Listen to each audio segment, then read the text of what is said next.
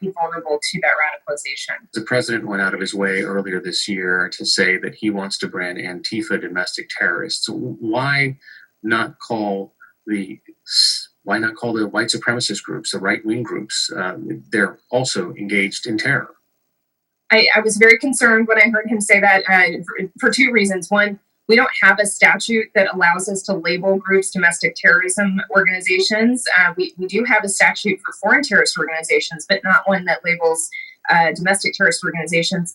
And that's one of the things that during my tenure at DHS, we were advocating to have the conversation about whether we needed a statute to be able to do that work. And there's lots of pros and cons about whether or not that's a good idea, but we felt like the moment that we were living in with this increase in domestic terrorism, that we needed to at least have that conversation.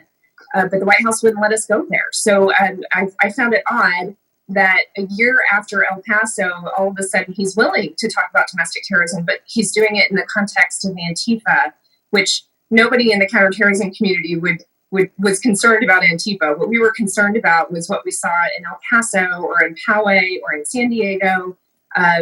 These are, I'm sorry, I should have said Pittsburgh and Poway and El Paso.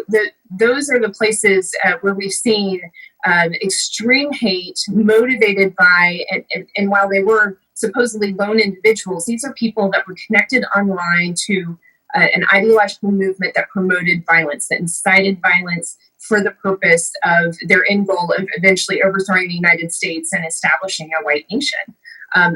Those are pretty scary ideologies that I feel like the U.S. government should be taking very seriously, but instead we're talking about Antifa, whose primary cause is just to oppose those that they perceive to be fascists. They don't have an aim of overthrowing the U.S. government, for example. So very, very different set of threat actors.